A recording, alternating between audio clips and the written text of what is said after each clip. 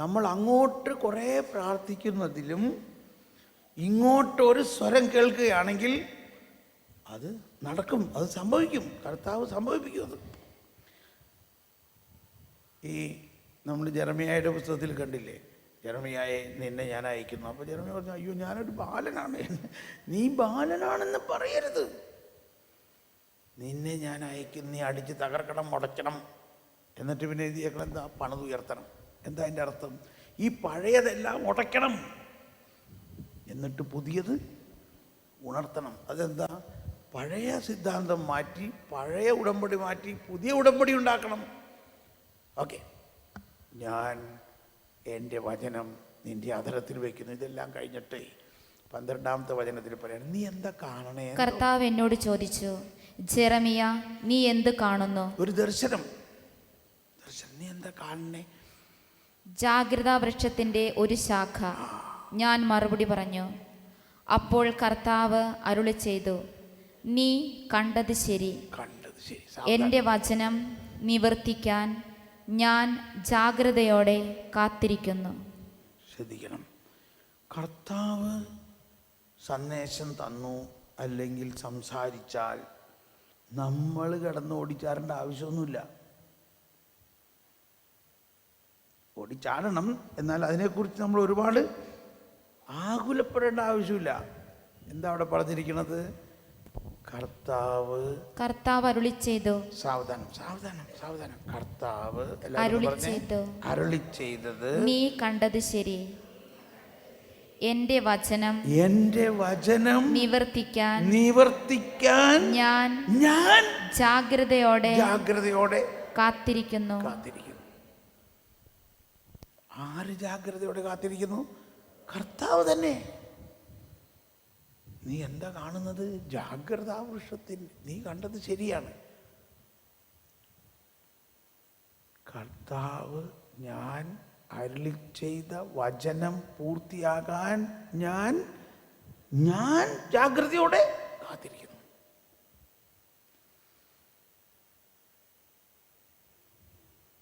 നമ്മുടെ കരിസ്മാറ്റിക് ശുശ്രൂഷകൾ എന്ന് പറഞ്ഞാൽ പരിശുദ്ധാത്മാവിലൂടെ ശുശ്രൂഷകരായ നമ്മളിലൂടെ, നമ്മുടെ ബഹുമാനപ്പെട്ട വൈദികരിലൂടെ, സിസ്റ്റേഴ്സിലൂടെ കർത്താവ് സംസാരിക്കും. അത് കേൾക്കണം. വലിയ കാര്യങ്ങളായിരിക്കും. അതിൻ്റെ വലിയൊരു തെളിവാണ് ഈ ധ്യാനകേന്ദ്രങ്ങളെല്ലാം.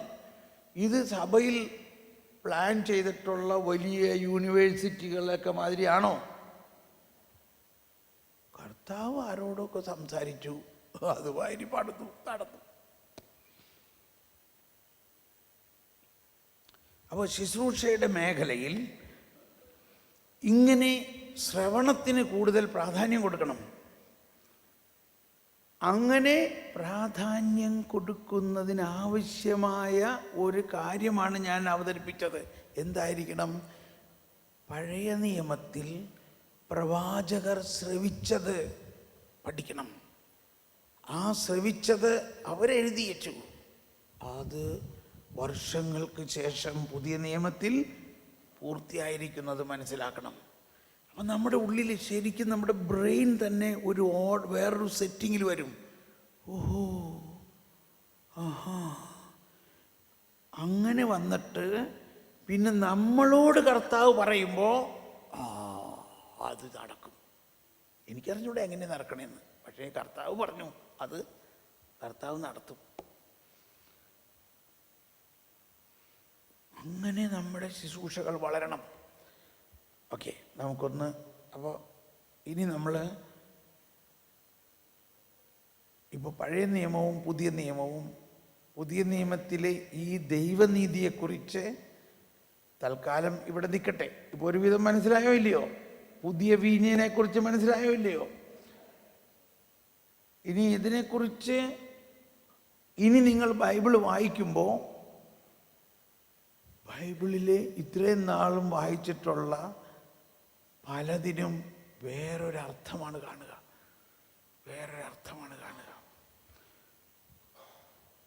എന്തടിസ്ഥാനത്തിലുള്ള അർത്ഥമാണ് കാണുക? ഈ പുതിയ വീഞ്ഞിൻ്റെ അടിസ്ഥാനത്തിൽ. കാരണം പുതിയത് വന്നു കഴിഞ്ഞിരിക്കുന്നു. പുതിയത് വന്നു കഴിഞ്ഞപ്പോൾ പഴയത് അവസാനിച്ചിരിക്കുന്നു. ആ അർത്ഥത്തിലാണ് കാനായിലെ കല്യാണത്തിന് വീഞ്ഞ് തീർന്നിരിക്കുന്നു എന്ന് വെച്ചാൽ പഴയ വീഞ്ഞ് തീർന്നു, പഴയ നിയമം അവസാനിച്ചു. മോനെ, ഇനി നിന്റെ പുതിയ നിയമം എടുക്ക്, പുതിയ വീഞ്ഞെടുക്ക്. അതുകൊണ്ട് ഈശോ പറഞ്ഞു, അതിന് എൻ്റെ സമയമായിട്ടില്ലല്ലോ. അതായത് എപ്പോഴാണ് യഥാർത്ഥമായി പുതിയ വീഞ്ഞ് വരുന്നത്? യേശു പീഡ സഹിച്ച് ഉയർത്തെഴുന്നേറ്റ് കഴിഞ്ഞാലാണ് പുതിയ വീഞ്ഞ് വരിക. പക്ഷേ മാതാവും ഈശോയും തമ്മിൽ ആന്തരികമായി എപ്പോഴും സംസാരത്തിലാണ്. മാതാവ് പറഞ്ഞുപോയി, അതേ എന്നെ നോക്കിയടാ കുട്ട, ഞാൻ ആരാ? ഞാനാണ് ആദ്യത്തെ പുതിയ വീഞ്ഞ്. ശരിയാണല്ലോ, ഞാൻ എങ്ങനെ പുതിയ വീഞ്ഞായത്? നിന്റെ ഉണ്ടാകാൻ പോകുന്ന ഉത്ഥാനത്തിൻ്റെ ശക്തി മുൻകൂട്ടി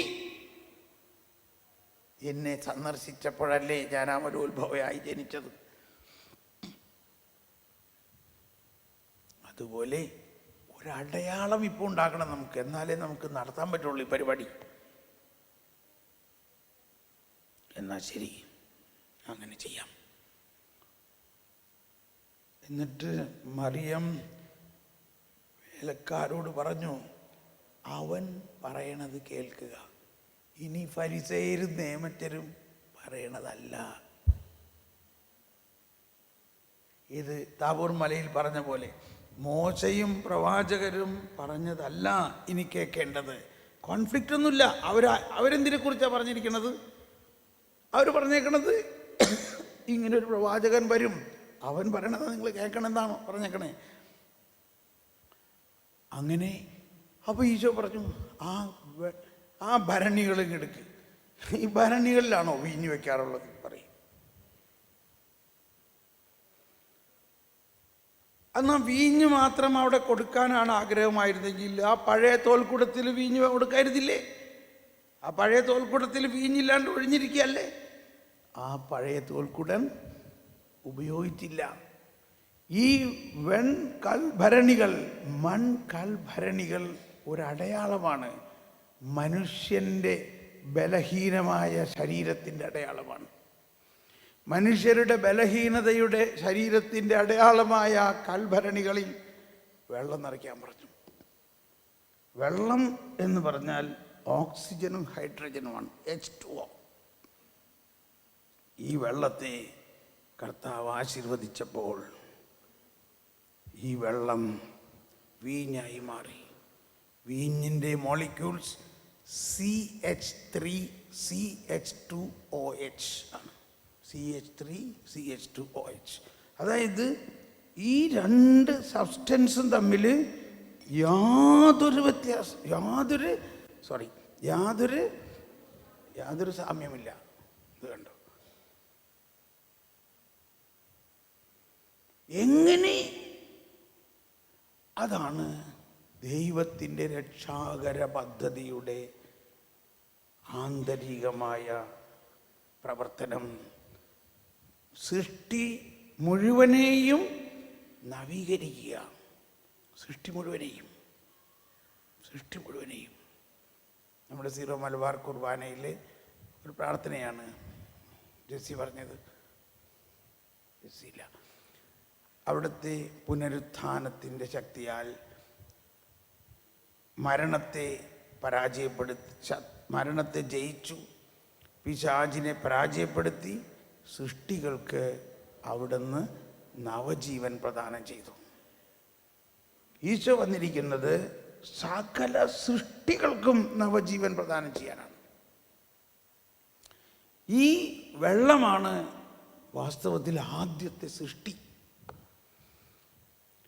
ആ ആദ്യത്തെ സൃഷ്ടിയായ വെള്ളത്തെ തന്നെ പുതിയ സൃഷ്ടിയാക്കി മാറ്റിക്കൊണ്ട് തൻ്റെ മഹത്വം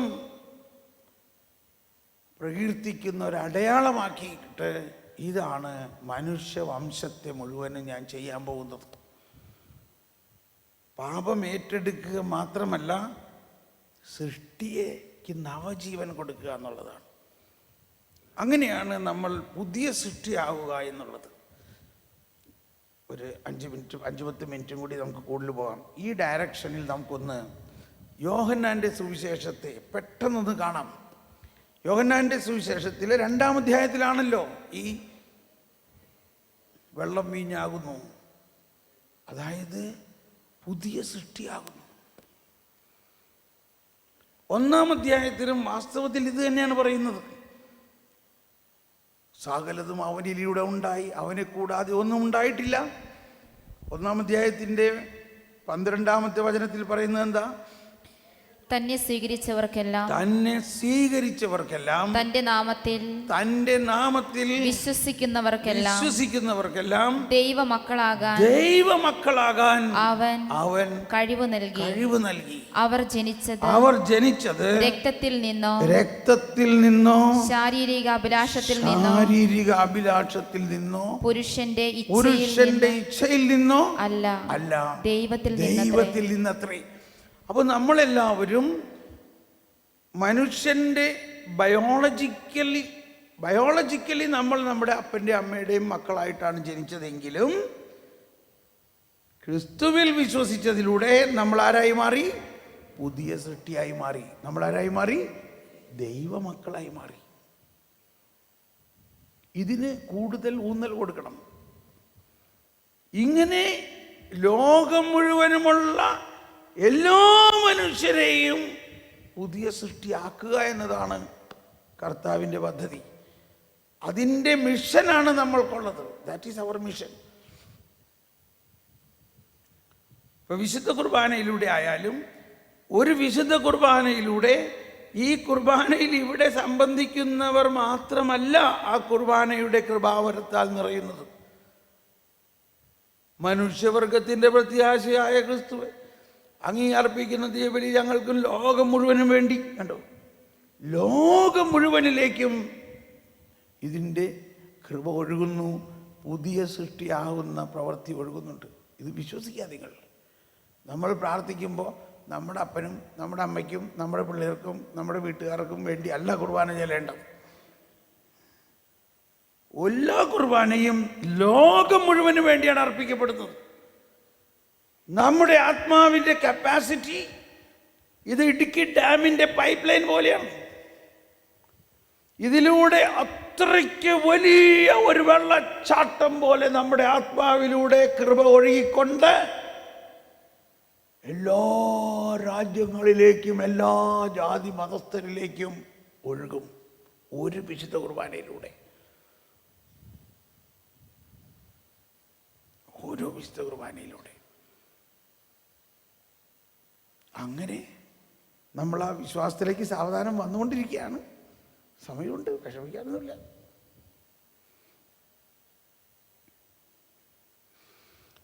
ഒന്നാം അധ്യായത്തിൻ്റെ ആദ്യ ഭാഗത്ത് കാണുന്നത് ഇതാണ്. 1:9 പറയണത് എന്താ? സകലത്തെയും പ്രകാശിപ്പിക്കുന്ന പ്രകാശം ലോകത്തിലേക്ക് വരുന്നുണ്ടായിരുന്നു. ഇനി 1-ാം അധ്യായത്തിൻ്റെ 2-ാം ഭാഗത്ത് എന്താ കാണുന്നത്? ഫിലിപ്പോസ് അല്ലെങ്കിൽ യോഹന്നാൻ മൗന്താന പറയുകയാണ്, ഇതാ ദൈവത്തിൻ്റെ കുഞ്ഞാട്, ലോകത്തിൻ്റെ പാപം നീക്കുന്ന ദൈവത്തിൻ്റെ കുഞ്ഞാട്. ഒറ്റ സെൻറ്റൻസിൽ രക്ഷാകര പദ്ധതിയിൽ യേശുവിൻ്റെ യഥാർത്ഥ ഐഡൻറ്റിറ്റി പ്രഖ്യാപിക്കുകയാണ്. അപ്പോൾ യോഹന്നാൻ മൗന്താനയുടെ കൂടെയുള്ള ശിഷ്യന്മാരായിരുന്നല്ലോ അന്ത്രയോസും കൊച്ചു യോഹന്നാനും എന്ന് പറഞ്ഞ യോഹന്നാൻ എവാഞ്ചലിസ്റ്റ്. ഇവരെല്ലാം രാത്രിയും പകലൊക്കെ ഇരുന്ന് പഠിക്കണത് എന്തിനെക്കുറിച്ചാണ്? വരാനിരിക്കുന്നവൻ എന്ന് വരും. നമുക്ക് നോക്കാം, നാളെ ഇവിടെ എങ്ങാനും വരുമെന്ന് നോക്കാം നമുക്ക്. അങ്ങനെ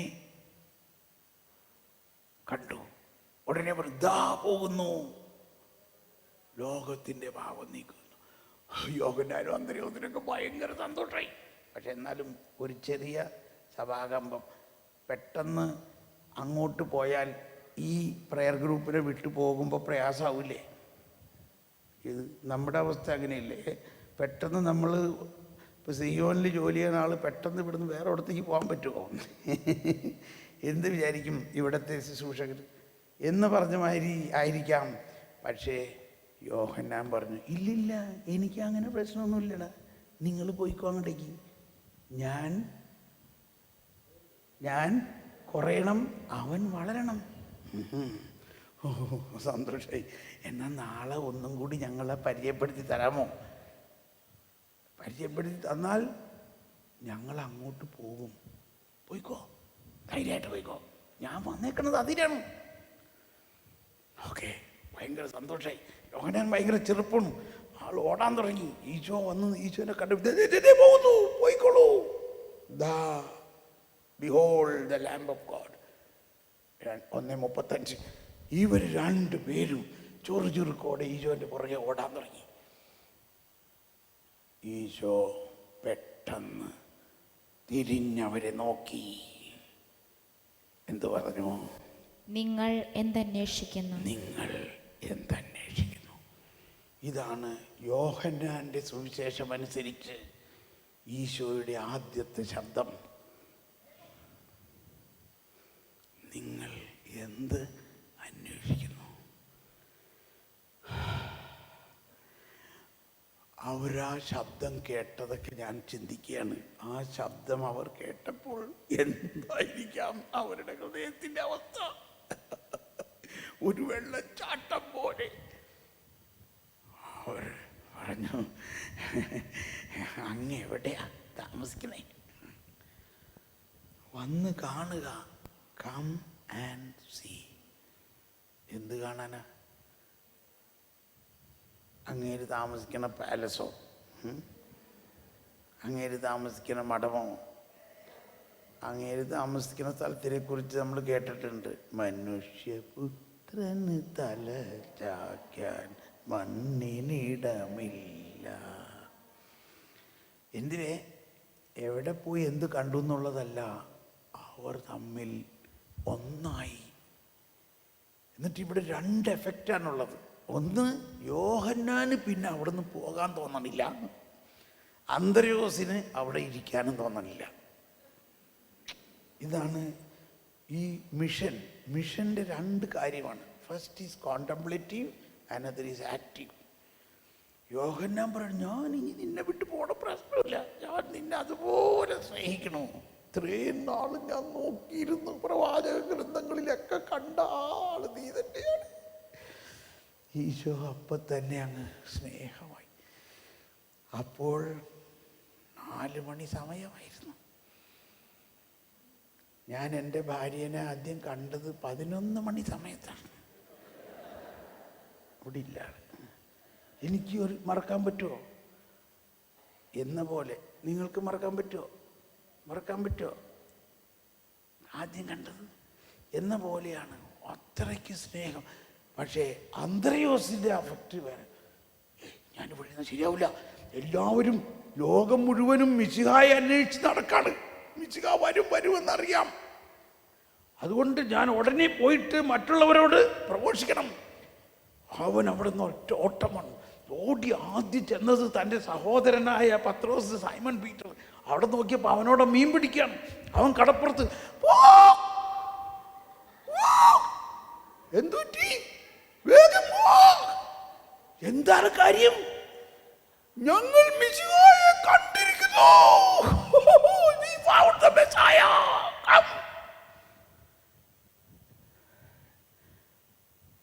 ഞാൻ ഇതൊരിക്കലിങ്ങനെ ഇതുപോലെ പറഞ്ഞപ്പോൾ അന്നൊരു ബിഷപ്പ് ഉണ്ടായിരുന്നു ആ സമൂഹത്തിൽ. ആ ബിഷപ്പിനെ അത് വളരെ സ്പർശിച്ചു. ബിഷപ്പ് അത് കഴിഞ്ഞ് വന്നിട്ട് പറയാണ്, ബിഷപ്പ് ശരിക്കും ഇസ്രയേലിയെ ബിഷപ്പിൻ്റെ കണ്ണീന്ന് കണ്ണീരൊഴുക. ബിഷപ്പ് പറയാണ്, എനിക്കിതുപോലെ പറയാൻ പറ്റുമോ?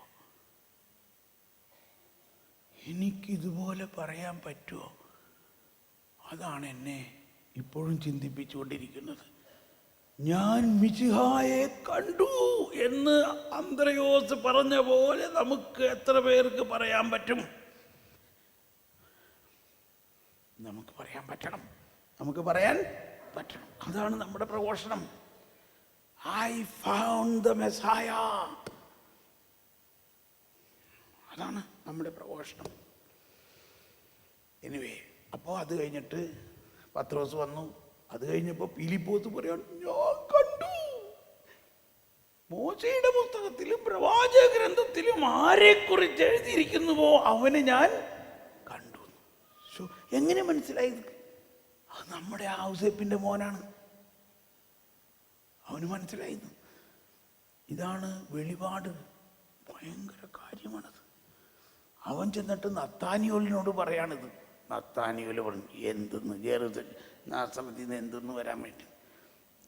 അപ്പോൾ അവസാനം നത്താനിയേൽ വന്നപ്പോൾ പറയാണ്, നിഷ്കപടനായ ഒരു ഇസ്രായേൽക്കാരൻ, നീ അത്തിമരത്തിൻ്റെ ചുവട്ടിലിരുന്നപ്പോഴേ ഞാൻ നിന്നെ കണ്ടു.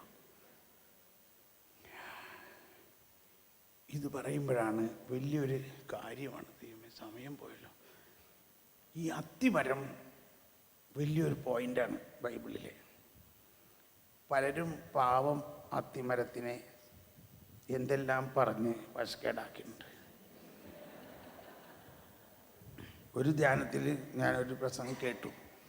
അത്തിമരത്തെ ശപിച്ച പോലെ നിങ്ങൾ ഫലം തരുന്നില്ലെങ്കിൽ നിങ്ങളെല്ലാം ശപിക്കും.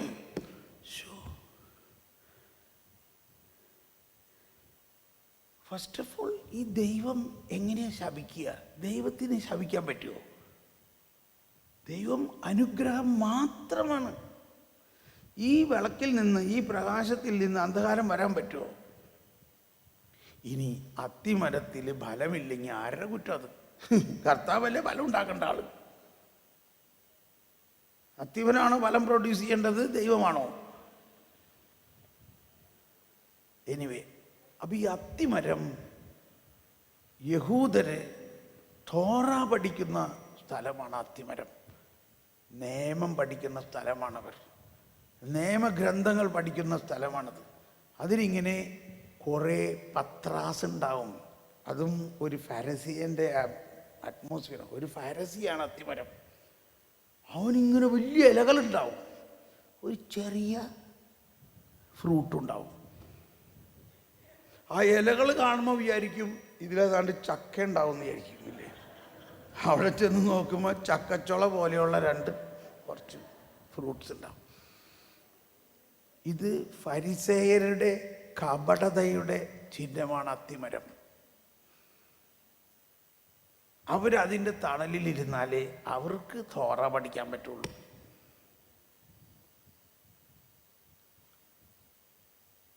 നീ അത്തിമരത്തിൻ്റെ ചുവട്ടിലിരുന്നപ്പോഴേ ഞാൻ നിന്നെ കണ്ടു എന്ന് പറഞ്ഞതിൻ്റെ അർത്ഥം, പിന്നീട് യേശു പറഞ്ഞു, നീ അതിലും വലുത് കാണും.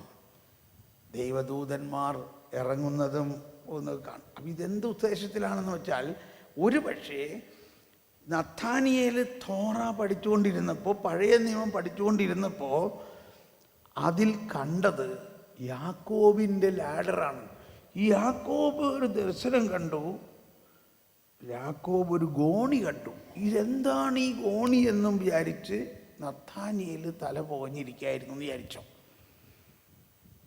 അങ്ങനെ ഇരിക്കുമ്പോൾ കർത്താവ് അവന് ഒരു വെളിപാട് കൊടുത്തു.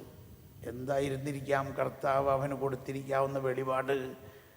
അത് വരാനിരിക്കുന്ന മിശിഹായാണ്.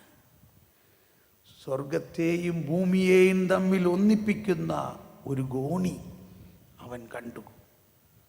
സ്വർഗത്തെയും ഭൂമിയെയും തമ്മിൽ ഒന്നിപ്പിക്കുന്ന ഗോണിയാണ് മിശിഹ. ഓ,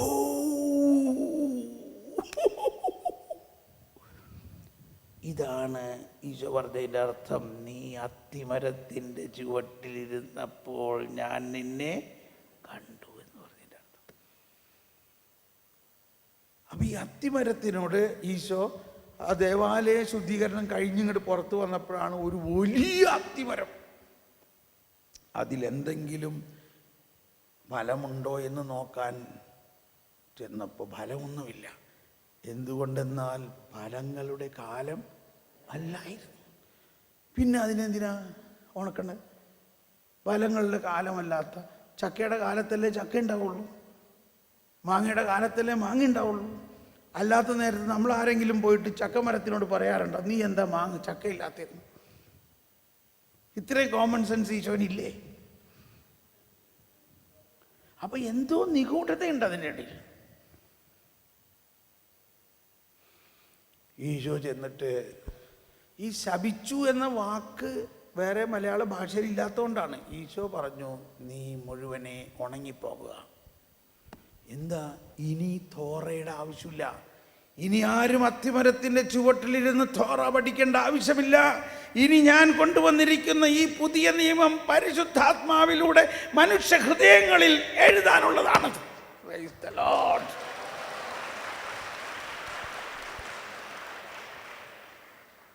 അത് വിശ്വാസത്തിൻ്റെ ഒരു തലമാണ്.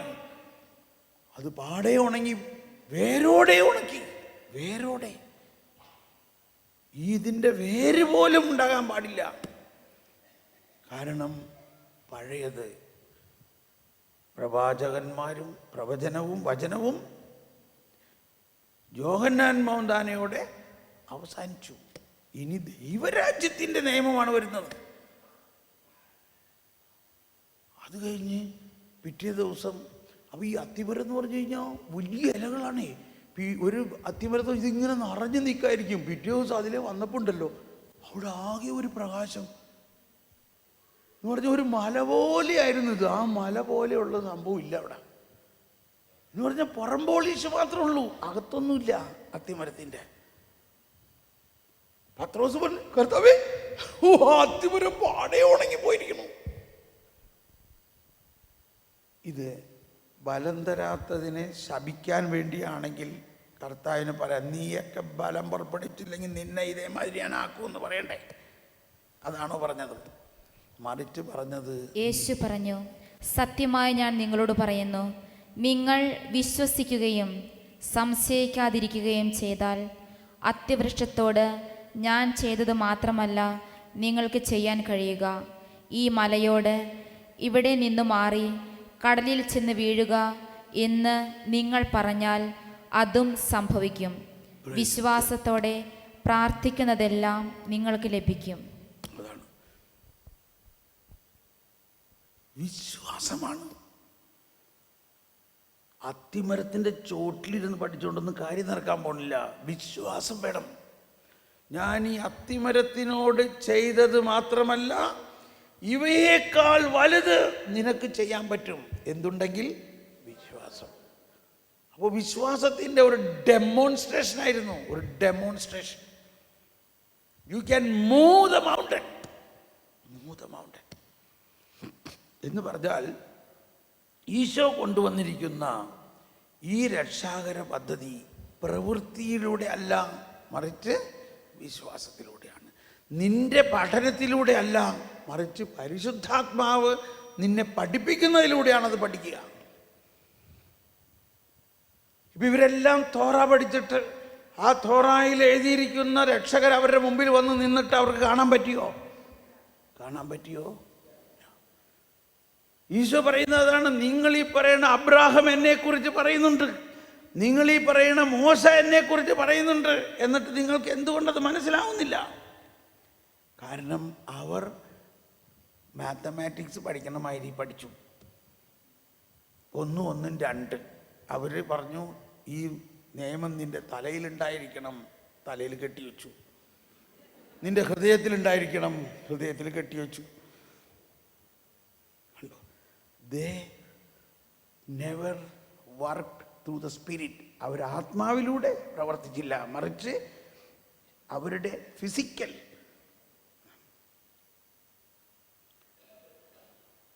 അപ്പോൾ അതാണ് പാവം അത്തിവൃക്ഷത്തിൽ. അതുകൊണ്ട് അത്തിമരത്തിനെ ശപിച്ചെന്ന് പറഞ്ഞുകൊണ്ട് അതൊക്കെ ഭയങ്കര രസമാണത്. ഓക്കെ, അപ്പോൾ ഇവിടെയെല്ലാം ഇപ്പോൾ 1-ാം അധ്യായത്തിൽ 5 അപ്പസ്തോലന്മാരെ പുതിയ സൃഷ്ടിയാക്കിയോ? യോഹന്നാൻ, അന്ത്രയോസ്, പത്രോസ്, ഫിലിപ്പോസ്, നത്താനിയേൽ. 5 ജഗജില്ലന്മാർ. ഇനി 2-ാം അധ്യായത്തിൽ വെള്ളം വീഞ്ഞാക്കണത് രൂപാന്തരീകരണം, പുതിയ സൃഷ്ടിയാകണം ഇല്ലേ? 3-ാം അധ്യായം എന്താ? 3-ാം അധ്യായം ആരംഭിക്കുമ്പോൾ നിക്കോദേമോസ് വന്നിട്ട് പറയാണ്, അങ്ങ് ദൈവത്തിൽ നിന്ന് വന്ന ഒരു ഗുരുവാണ്. You are a teacher who has come from God. ഭയങ്കര കാര്യമാണിത്. You are a teacher. അപ്പം നമ്മൾ എന്ത് വിചാരിച്ചുകൊണ്ടാണ് ഈശോയുടെ വചനം വായിക്കേണ്ടത്? You are a teacher who has come from God. എന്നിട്ട് പറയാണ്, ദൈവം കൂടെ ഇല്ലെങ്കിൽ അങ്ങ് ഈ ചെയ്ത മാതിരിയുള്ള അടയാളങ്ങളൊന്നും ചെയ്യാൻ പറ്റില്ല. എന്തോ കുറച്ച് മനസ്സിലായിട്ടുണ്ട് ആൾക്ക്. അതുകൊണ്ടാണ് രാത്രി തലയിലൊക്കെ തുണിയിട്ട് ആരും കാണാണ്ട് വന്നിരിക്കുകയാണ്. മറ്റേ പരിസരെങ്ങാനും കണ്ടു കഴിഞ്ഞാൽ പുറത്താക്കും. അപ്പോൾ ഈശോ പറയുകയാണേ, വീണ്ടും ജനിക്കുന്നില്ലെങ്കിൽ ആരും ദൈവരാജ്യത്തിൽ പ്രവേശിക്കുകയില്ല. അതായത് ഈ വെള്ളം വീഞ്ഞാക്കി എന്ന അടയാളത്തെ ഇയാൾ പറയുമ്പോൾ ഇയാളോട് പറയാണ്, നീ വീണ്ടും ജനിക്കുന്നില്ലെങ്കിൽ, ഏതുപോലെ? ഈ വെള്ളം വീഞ്ഞായ പോലെ. അതായത് ഈ ഫരിസേയ വെള്ളം പുതുവീഞ്ഞാകുന്ന പോലെ ആകുന്നില്ലെങ്കിൽ നീ നിയമം പറഞ്ഞുകൊണ്ടിരുന്നാൽ സ്വർഗരാജ്യത്തിൽ കയറാൻ പറ്റില്ല. പക്ഷേ നിക്കോദേമോസിനൊന്നും മനസ്സിലായില്ല. അതെങ്ങനെയാ ഞാൻ അമ്മയുടെ ഗർഭത്തിൽ ഇനി വീണ്ടും കയറണോ? അപ്പോൾ ഈശോ വീണ്ടും പറഞ്ഞു, ജലത്താലും ആത്മാവിനാലും വീണ്ടും ജനിക്കണം. മനസ്സിലായില്ല. അപ്പോൾ ഈശോ വീണ്ടും പറഞ്ഞു, മോശ പിച്ചള സർപ്പത്തെ ഉയർത്തിയത് നീ പഠിച്ചിട്ടില്ലേ? പഴയ നിയമം അവർക്ക് നല്ല ബൈഹാർട്ടല്ലേ? പിച്ചള സർപ്പത്തെ നോക്കിയവരെല്ലാവരും വേറൊരു ഭാഷയിൽ പുതിയ സൃഷ്ടിയായോ? പിച്ചള സർപ്പത്തെ നോക്കിയവരെല്ലാം പുതിയ സൃഷ്ടിയായോ? ഈ ഭാഷയിൽ ഇല്ലേ? പുതിയ സൃഷ്ടിയായോ എന്ന പോലെ മനുഷ്യപുത്രൻ ഉയർത്തപ്പെടും. എവിടെ ഉയർത്തപ്പെടും? കുരിശിൽ. അപ്പോൾ എല്ലാം മാറും. അങ്ങനെ അപ്പോൾ ആ 3-ാം അധ്യായത്തിൻ്റെ തീം മുഴുവൻ എന്താ? പുതിയ സൃഷ്ടി ആകുക എന്നതാണ്. ഇനി 4-ാം അധ്യായവും 3-ാം അധ്യായം തമ്മിലുള്ള ഒരു കോൺട്രാസ്റ്റ് നോക്കിയോ. 3-ാം അധ്യായത്തിൽ ഇത്രയും വലിയ പണ്ഡിതനായ ഇസ്രായേലിൻ്റെ നിയമത്തിൻ്റെ അതോറിറ്റിയായ പ്രഗത്ഭനായ നിയമം കൃത്യമായിട്ട് അനുസരിക്കുന്നവനായ നിക്കോദേമോസ് അർദ്ധരാത്രിക്ക് വന്നുവെങ്കിൽ, നേരെ മറിച്ചാണ് എല്ലാം 4-ാം അധ്യായത്തിൽ. നിയമത്തിൻ്റെ ABCD അറിയാത്ത, നിയമം അനുസരിച്ച് ജീവിക്കാത്ത പാപിനിയായ പുരുഷനല്ല ഒരു സ്ത്രീ, രാത്രിയല്ല നട്ടുച്ചയ്ക്ക്, അവൾ യേശുവിൻ്റെ അടുത്തേക്ക് വരികയല്ല, യേശു അവളുടെ അടുത്തേക്ക്. കണ്ടോ? Complete contrast, opposite. അതൊരു മനോഹരമാണില്ലേ? അവളുടെ എന്ത് നിയമത്തിലാണ് അവൾ?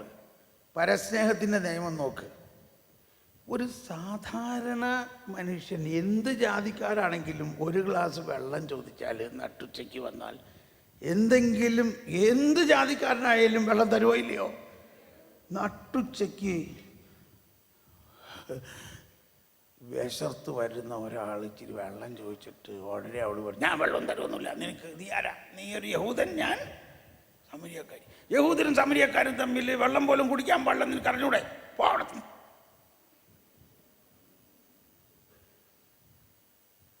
ഇതായിരുന്നു അവളുടെ ബേസിക് നേച്ചർ. അവളൊരു പച്ചവെള്ളമായിരുന്നോ ഇല്ലയോ? ഈ പച്ചവെള്ളത്തിന് ഇനി യേശു വീഞ്ഞാക്കുകയാണ്. ഈശോ അവളോട് സൗമ്യമായിട്ട്, നിനക്ക് ദൈവത്തിൻ്റെ ദാനം എന്തെന്ന് അറിഞ്ഞിരുന്നെങ്കിൽ, നിന്നോട് വെള്ളം ചോദിക്കുന്നവൻ ആരെന്ന് നീ അറിഞ്ഞിരുന്നെങ്കിൽ, നീ അവനോട് ചോദിക്കുകയും അവൻ നിനക്ക് തന്നെ. ഈ വചനവും യേശുവിൻ്റെ സാന്നിധ്യവും അവളെ പുതിയ സൃഷ്ടിയാക്കൽ ആരംഭിച്ചു. ഇവൾ ഉടനെ പറയുകയാണ്, പ്രഭു. അവളുടെ സെല്യൂട്ടേഷൻ മാറിയുണ്ടോ? പ്രഭു, അങ്ങ് എവിടെന്നാ വെള്ളം തരാ? അങ്ങയുടെ കയ്യിൽ ബാൾട്ടിയും ബക്കറ്റൊന്നും ഇല്ലല്ലോ. കിണറാണെങ്കിൽ നീളം കൂടിയത്, ആഴം കൂടിയത്. നീ കുടിക്കുന്ന ഈ വെള്ളം കുടിക്കുകയാണെങ്കിൽ നീ വീണ്ടും ദാഹിക്കും. ഞാൻ തരുന്ന വെള്ളം കുടിക്കുകയാണെങ്കിൽ നിനക്ക് ദാഹിക്കില്ല. എന്നാ പിന്നെ ആ വെള്ളം എനിക്ക് തായോ, ഞാനിവിടെ വെള്ളം കോരാൻ വരണ്ടല്ലോ. കണ്ടോ, 2 മിനിറ്റ് കൊണ്ട് ഇത്രയും നേരം അവൾ പറഞ്ഞ് യഹൂദരും സമരിയാക്കാരും തമ്മിൽ വെള്ളം പോലും കുടിക്കില്ല എന്ന് പറഞ്ഞ അവളുടെ കംപ്ലീറ്റ് മാറി. എന്നാൽ ആ വെള്ളം എനിക്ക് തായോ, ഞാൻ തരാം, നീ നിന്റെ ഭർത്താവിനെ കൂട്ടിക്കൊണ്ടുപോവാ. എനിക്ക് ഭർത്താവൊന്നുമില്ല. ശരിയാണ് നീ പറഞ്ഞത്, നിനക്ക് 5 ഭർത്താക്കന്മാരുണ്ടായിരുന്നു, ഇപ്പോഴുള്ളവൻ നിന്റെ ഭർത്താവല്ല. ഇത് അങ്ങേക്ക് എങ്ങനെ അറിയാം? കണ്ടോ, ഏറ്റവും ഷോർട്ടസ്റ്റ് ബയോഗ്രഫി എന്ന് ഞാൻ പറയും, ഒരാളെ കുറിച്ചൊരു ബയോഗ്രഫി, ഒറ്റ സെന്റൻസ്. നിനക്ക് 5 ഭർത്താക്കന്മാരുണ്ടായിരുന്നു, ഇപ്പോൾ ഉള്ളവൻ നിന്റെ ഭർത്താവല്ല. അവളുടെ ജീവിതം മുഴുവനും ഒറ്റ സെന്റൻസിൽ പറഞ്ഞോ. ഇവളങ്ങ് ഷോക്കടിച്ച് ഇവള് പറഞ്ഞു, ഓ അങ്ങൊരു പ്രവാചകനാണല്ലോ. കാരണം ഇത് ഇവിടുത്തെ ആർക്കും അറിയാത്ത കാര്യമാണ്. അതുകൊണ്ടാണ് ആൾ ഉച്ചയ്ക്ക് വെള്ളത്തിന് വരണത്. ഇതങ്ങനെ അറിയും? ഈ ഭാഗത്തുകാർക്ക് ആർക്കും അറിയില്ല. അങ്ങൊരു പ്രവാചകനാണല്ലോ. ഇത് കഴിഞ്ഞിട്ട് ഇവളുടെ ലൈൻ ഓഫ് തോട്ട് കംപ്ലീറ്റ് മാറി. ഇവളീ വെള്ളത്തിൻ്റെ ഇതൊന്നുമല്ല, ഇവർ ഭയങ്കര വലിയ തിയോളജിക്കൽ ഡിസ്കഷൻ ആരംഭിച്ചു. നിങ്ങളുടെ ആളുകൾ പറയുന്നത് ദൈവം ജെറുസലേമിലാണ്, ഞങ്ങളുടെ ആളുകൾ പറയുന്നത് ദൈവം മലമുകളിലാണ്. എവിടെയാണ് ദൈവം? സ്ത്രീയെ, എന്നെ വിശ്വസിക്കുക, ദൈവം മലയിലോ ജെറുസലേമിലോ അല്ല, ദൈവം ആത്മാവാണ്. യഥാർത്ഥ ആരാധകർ ആത്മാവിലും സത്യത്തിലും ദൈവത്തെ ആരാധിക്കുന്നു.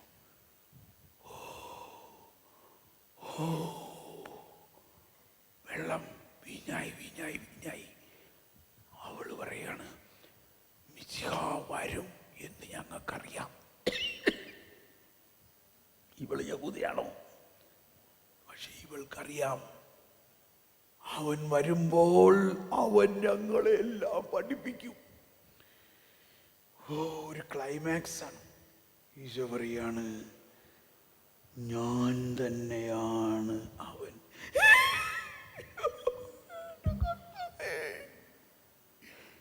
എന്റെ കണ്ണുകൾ എന്താണ് ഈ കാണുന്നത്? വെള്ളം വീഞ്ഞായോ?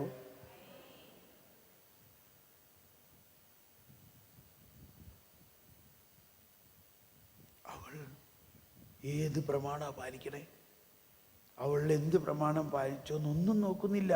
അവളെ പുതിയ സൃഷ്ടിയാക്കി രൂപാന്തരപ്പെടുത്തിയപ്പോൾ അവൾ ആ വെള്ളവും കുടവും അവിടെ വെച്ചുകൊണ്ട് ഉടനെ അവളുടെ സമരിയ പട്ടണത്തിലേക്ക് ഓടി. ഈ സമരിയ പട്ടണക്കാർ യഹൂദരുമായിട്ട് യാതൊരു ബന്ധമില്ലാത്തവരെ സുവിശേഷവൽക്കരിക്കാൻ വേണ്ടി യേശു അതുപോലെ താഴ്ന്ന കൺട്രി തറ ഒരു പെണ്ണിനെ രൂപാന്തരപ്പെടുത്തിക്കൊണ്ട് അവളാണ് ആദ്യത്തെ സുവിശേഷ പ്രവർത്തക.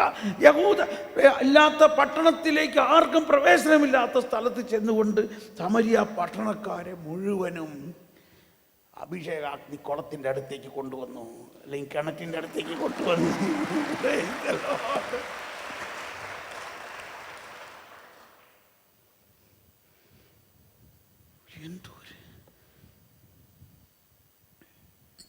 നമുക്ക് തൽക്കാലം ഇത്രയും മനസ്സിലാക്കിയാൽ മതി. അവൾ രൂപാന്തരപ്പെട്ടോ ഇല്ലയോ? അപ്പോൾ 1-ാം അധ്യായം, 2-ാം അധ്യായം, 3-ാം അധ്യായം, 4-ാം അധ്യായവും പുതിയ സൃഷ്ടി ആവുക. ഈശോ അതാക്കി കാണിക്കുകയാണ്. എന്നാൽ പാവം നിക്കോദേമോസിന് ആകാൻ പറ്റിയില്ല. എന്തുകൊണ്ടാകാൻ പറ്റിയില്ല? അവൻ്റെ ഫരിസേയ സ്വഭാവം അവന് വിടാൻ പറ്റുന്നില്ല. ഇവള് ഫരിസേയനല്ല, ഇവള് ഫരിസേയല്ല, അവൾക്ക് നിയമമില്ല, അവള് വിജാതിയാണ്. ഇന്നും നോക്കിയേ, ക്ഷമിക്കണം കേട്ടോ, നമ്മൾക്ക് അക്രൈസ്തവരെ എവാഞ്ചലൈസ് ചെയ്യാനാണ് ക്രൈസ്തവരെ എവാഞ്ചലൈസ് ചെയ്യണേക്കാളും എളുപ്പം. ഞാൻ അവരോട് പറയും, യേശു ക്രിസ്തു ക്രിസ്ത്യാനികളുടെ ഒരു പ്രൈവറ്റ് പ്രോപ്പർട്ടി അല്ല. നിങ്ങൾ ഹിന്ദു ആയാലും മുസ്ലിം ആയാലും നിനക്ക് കൂടി വേണ്ടിയാണ് ക്രിസ്തു മരിച്ചത്. ഓ, ഞങ്ങൾ ഇത്രയും നാളും വിചാരിച്ചിരുന്നത് യേശുക്രിസ്തു ക്രിസ്ത്യാനികളുടെ മാത്രമാണെന്നാ. ഉടനെ അവർക്ക് വിശ്വാസമായി. നമ്മൾ ക്രിസ്ത്യാനികൾ വിശ്വസിക്കുന്ന ആളുകൾ നിയമവും ഇതൊക്കെ പറഞ്ഞിങ്ങനെ നടക്കാണ്. എന്നോട് ക്ഷമിക്കണം കേട്ടോ. എനിവേ 4-ാം അധ്യായം കഴിഞ്ഞു. 5 മിനിറ്റ്, 10 മിനിറ്റ് കൂടെ, 5 മിനിറ്റ് കൂടെ, 10 മിനിറ്റ്. ഈ ഒരു ട്രെൻഡ് പോണം. നോക്കിക്കോ, 5-ാം അധ്യായത്തിൽ നോക്ക്. 38 വർഷമായിട്ട് കുളത്തിൻ കരയിൽ കിടക്കണ ഒരാൾ. എനിക്കിത് ഇപ്പോഴും വിശ്വസിക്കാൻ പറ്റുന്നില്ല. 38 വർഷം ഒരാൾ കിടപ്പ് രോഗിയായിട്ട് അവിടെ കിടക്കുന്നു. എന്തുകൊണ്ട്? അയാളെ വെള്ളത്തിലിറക്കാൻ ആളില്ല. ഇയാളൊരു കിടപ്പ് രോഗിയാണ്. വെള്ളം കലങ്ങുമ്പോഴേക്കും കയ്യുള്ളവൻ എടുത്ത് ചാടും, അല്ലെങ്കിൽ ആരെങ്കിലും സഹായിക്കാനുള്ളവൻ എടുത്ത് ചാടും. ഇവനെ സഹായിക്കാൻ ആരുമില്ല. ഇത്രയും നിയമം പറയണ ഇവർക്ക് ഇവരെ സഹായിക്കാൻ നിയമമില്ല. ഇവനെ സഹായിക്കാൻ നിയമമില്ല. നിയമമുണ്ടോ എന്തെങ്കിലും? ഇവനെ സഹായിക്കാൻ നിയമമില്ല. ഇവനെ സഹായിച്ചാൽ എന്ത് കിട്ടുമെന്ന് ആർക്കും അറിഞ്ഞൂടാ. യേശു അവൻ്റെ അടുത്തേക്ക് ചെന്നു. ഇതാ, വെള്ളം ഇളകുമ്പോൾ സൗഖ്യപ്പെടുമെങ്കിൽ ഇളകുന്ന വെള്ളം ഇതാ. യേശു അവൻ്റെ അടുത്തേക്ക് ചെല്ലുന്നു. ജീവജലം. അവനെ പുതിയ സൃഷ്ടിയാക്കിയോ? പുതിയ സൃഷ്ടിയായോ? പുതിയ സൃഷ്ടി. ഇത്രയും മനസ്സിലാക്കുക. ഇപ്പോൾ 6-ാം അധ്യായത്തിൽ ഈ പുതിയ സൃഷ്ടിയാവുന്നതിൻ്റെ തിയോളജിയാണ് പറയണത്. എന്താ പറയണത്? വളരെ സിമ്പിൾ. എൻ്റെ ശരീരവും എൻ്റെ രക്തവും സ്വർഗത്തിൽ നിന്നിറങ്ങി വന്ന ഞാൻ സ്വർഗത്തിൽ നിന്നിറങ്ങി വരുന്ന ജീവനുള്ള അപ്പമാകുന്നു. ഇത് ഭക്ഷിക്കുന്നവൻ എന്നിൽ വസിക്കും, ഞാൻ അവനിൽ വസിക്കും. അവൻ മരിക്കുകയില്ല. അവൻ പുതിയ സൃഷ്ടി ആയോ ഇല്ലയോ? ആകോ ഇല്ലയോ? 6-ാം അധ്യായം. 7-ാം അധ്യായം ജീവജലം. എന്നിൽ വിശ്വസിക്കുന്നവൻ്റെ ഹൃദയത്തിൻ്റെ അന്തർസ്ഥലത്ത് നിന്നും ജീവജലത്തിൻ്റെ അരുവികൾ ഒഴുകും. പരിശുദ്ധാത്മാവിലൂടെ പുതിയ സൃഷ്ടിയാകുന്നു. ഇനി 8-ാം അധ്യായം ശ്രദ്ധിക്കണം. ഒന്ന് സ്തുതിച്ചേ. യേശുവേ സ്തോത്രം, യേശുവേ നന്ദി.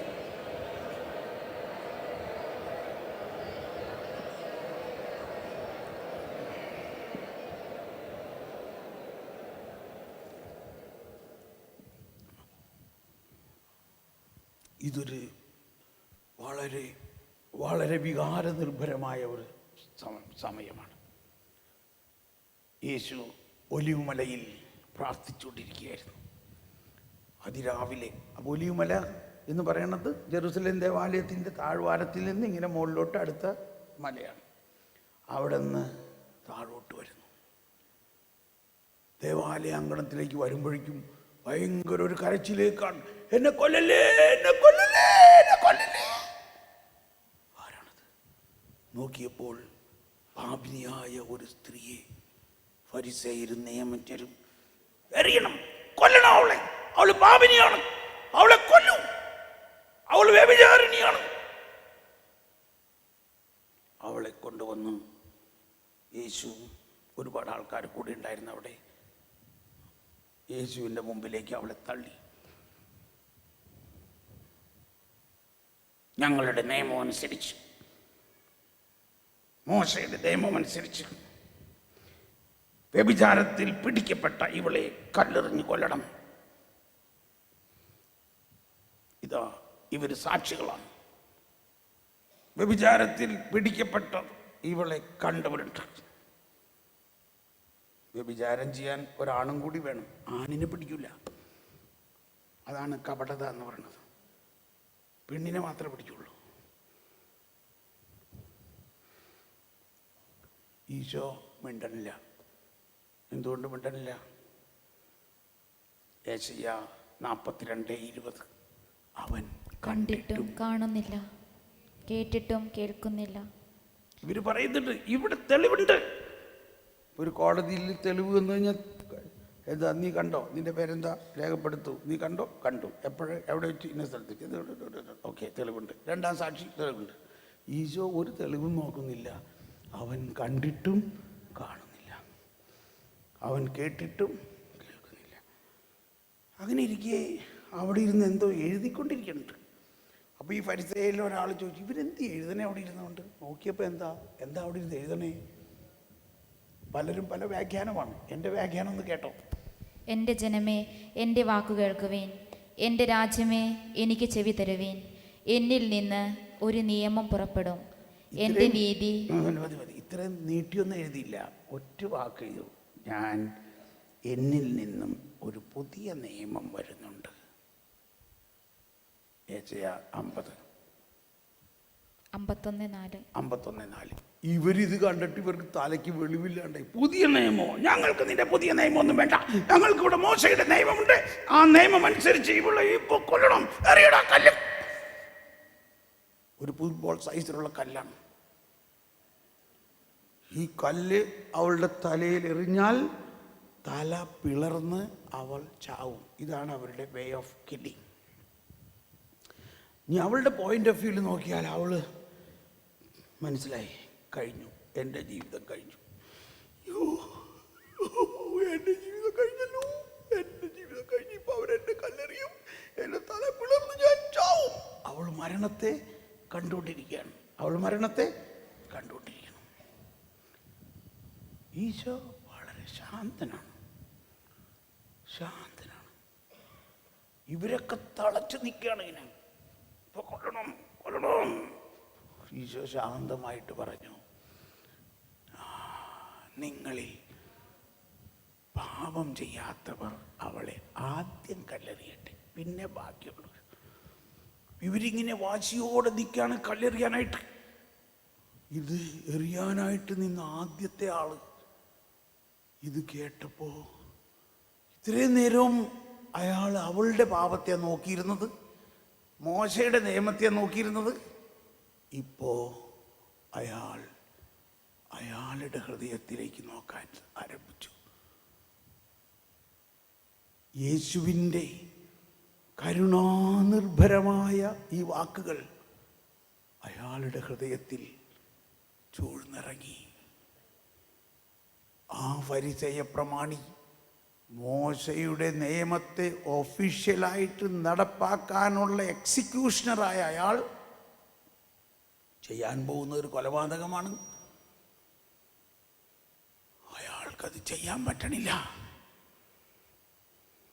അയാളുടെ കൈ തളർന്ന് ആ കല്ല് താഴെയിട്ട് അയാൾ കൈയും തുടച്ച് പോവുകയാണ്.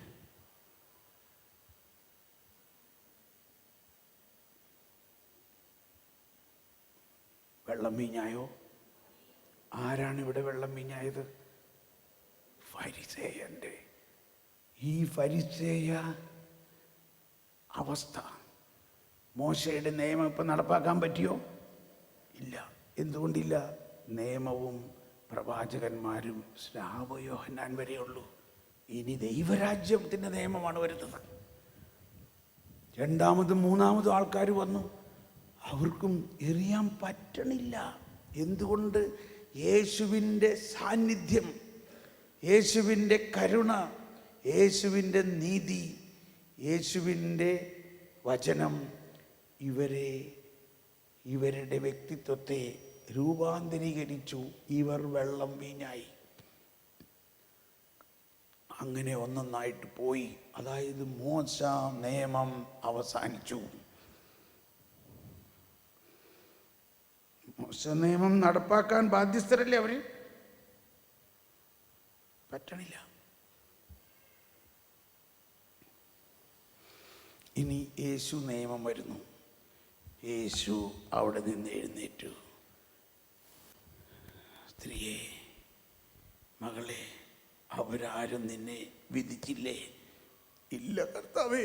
അവളുടെ പോയിന്റ് ഓഫ് വ്യൂ നോക്കി അവള് ഒന്നും വിട്ടിരിക്കണം. അവൾ ഇപ്പൊ അവളെ കൊല്ലൂന്ന് വിചാരിച്ചിരുന്ന അവൾക്ക് ജീവൻ കിട്ടിയിരിക്കുന്നു. അവൾക്ക് ജീവൻ തിരിച്ചു കിട്ടിയിരിക്കുന്നു. അവളുടെ ഹൃദയം ദൈവത്തിൻ്റെ കരുണയും കൃപയും കൊണ്ട് ഓവർഫ്ലോ ചെയ്യാണ്. 2 മിനിറ്റ് മുമ്പ് അവൾ വിചാരിച്ചു അവളുടെ ജീവൻ കഴിഞ്ഞു, അവരെന്നെ കൊല്ലും, അവർ ശരിക്കും എന്നെ കൊല്ലും, അവർ അതുപോലത്തെ ആൾക്കാരാണ്. പക്ഷേ അവരുടെ ശിക്ഷയിൽ നിന്നും ദൈവം അവളെ മോചിപ്പിച്ചു.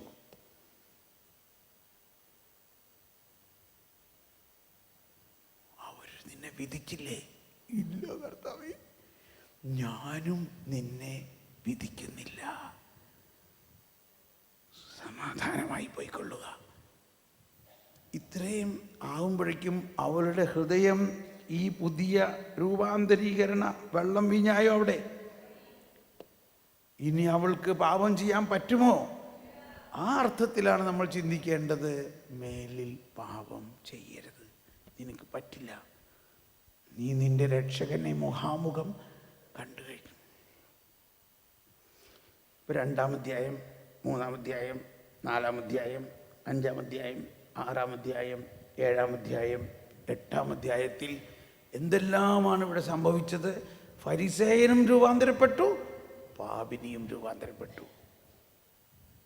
ഇത് തന്നെയാണ് ലൂക്ക 15-ൽ കണ്ടത്. പാപിയായ മകനും രൂപാന്തരപ്പെട്ടു, അവനെ തിരസ്കരിച്ച അവൻ്റെ ജ്യേഷ്ഠ സഹോദരനായ ഫരിസേയനും രൂപാന്തരപ്പെട്ടു.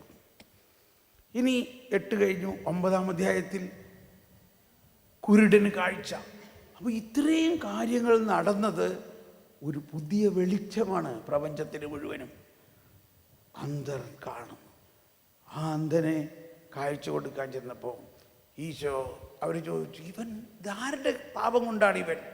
ഇതാരുടെയും പാപം കൊണ്ടല്ല, ദൈവത്തിൻ്റെ മഹത്വം വെളിപ്പെടുത്താൻ വേണ്ടിയാണ്.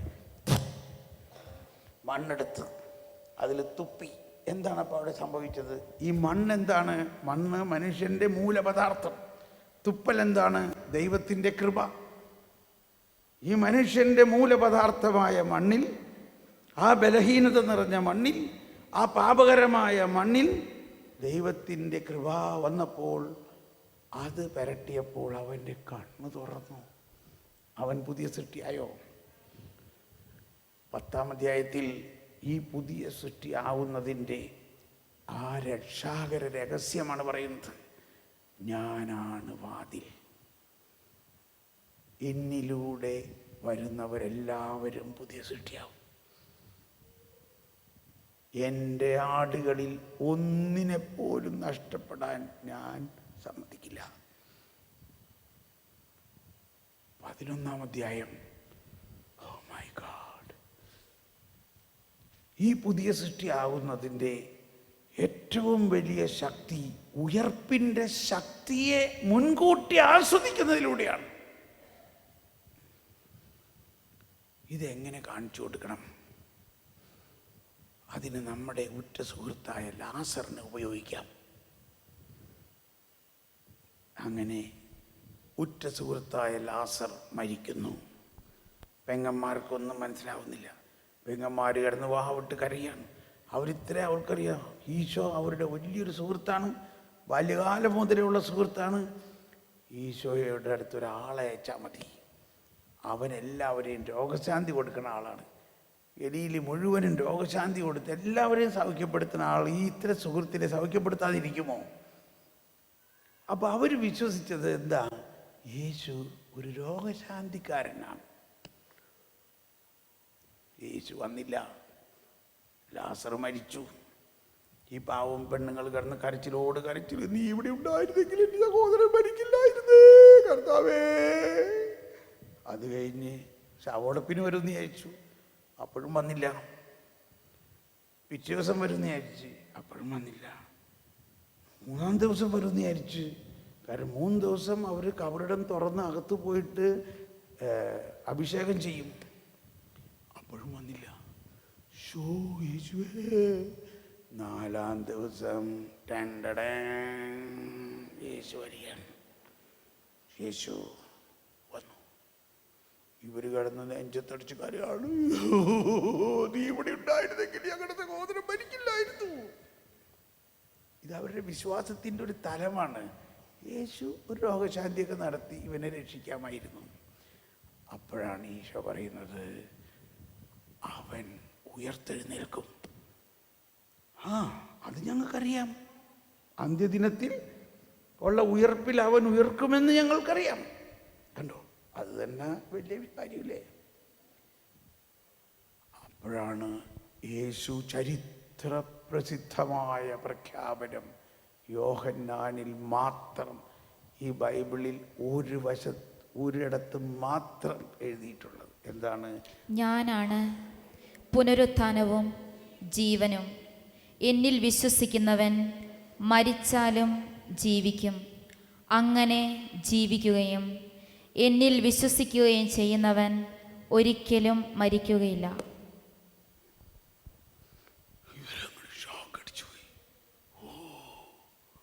അവള് പറഞ്ഞു, ഞാൻ വിശ്വസിക്കുന്നു കർത്താവേ, ഐ ആം ദ റിസറക്ഷൻ.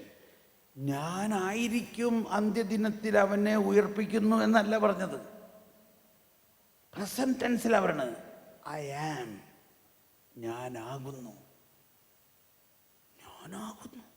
അന്ത്യദിനത്തിൽ ഉയർപ്പിക്കുന്ന, അന്ത്യദിനത്തിൽ എല്ലാവരുടെയും ശരീരത്തെ ഉയർപ്പിക്കുന്ന ആ ഉത്ഥാനം ഞാനാകുന്നു.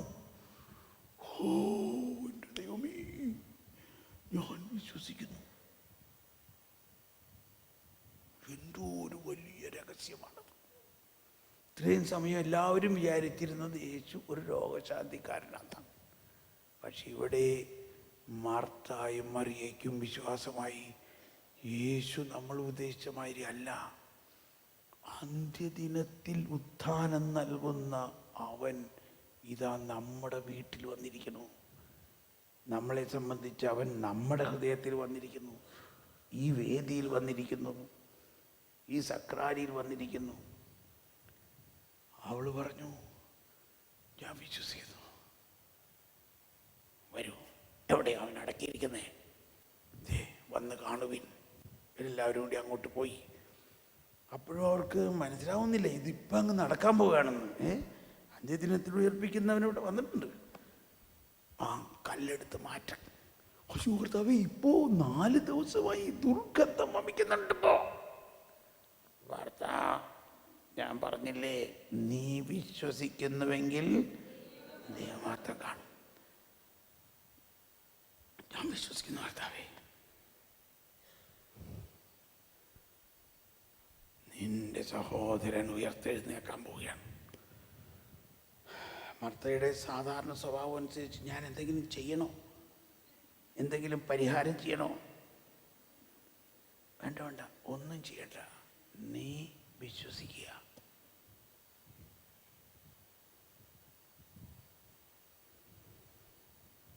ഒരു ലൈൻ ഡയഗ്രം നോക്കൂ. ദൈവപിതാവ്, ഈശോ, മർത്ത, ചീഞ്ഞ ലാസർ. വിശുദ്ധ അഗസ്തീനോസ് എല്ലാം പറയുന്നത്, ഈ ചീഞ്ഞ ലാസർ റിഡംഷൻ ലഭിക്കാൻ ആവശ്യമുള്ള മനുഷ്യവംശം മുഴുവൻ്റെയും പ്രതീകമാണത്. രക്ഷ, രൂപാന്തരീകരണം, പുതിയ സൃഷ്ടിയാകാൻ ആവശ്യമുള്ള മനുഷ്യവംശം മുഴുവനും. എന്തിനു പറയണു? ലാസറേ, പുറത്തു വരിക. മർത്തായുടെ ആത്മാവിലൂടെ യേശുവിൻ്റെ ഉത്ഥാനത്തിൻ്റെ ശക്തി പ്രസരിക്കുന്നു. ചീഞ്ഞ ലാസറിൽ ഈ ശക്തി സ്പർശിക്കുന്നു. ലാസറിൽ വിട്ടുപോയ ആത്മാവ് തിരിച്ചു വരുന്നു. ലാസറിന്റെ രക്തധമനികളിൽ രക്തമുണ്ടാകുന്നു. ലാസറിന്റെ ഹൃദയത്തിൽ രക്തം തുടിക്കുന്നു. ലാസറിന്റെ ശരീരം നിമിഷ നേരം കൊണ്ട് പുത്തൻ ശരീരമായി, പുതിയ സൃഷ്ടിയായോ ലാസർ വെള്ളം വീഞ്ഞായോ? ലാസർ പുറത്തു വരുന്നു. Praise the Lord. ഇനി 12, 13, 10 ഇതെല്ലാം ഈശോ പറയുന്നത്, ഞാൻ വന്നിരിക്കുന്നത് നിങ്ങൾക്ക് ജീവനുണ്ടാകാനും പുതിയ ജീവൻ നൽകാൻ.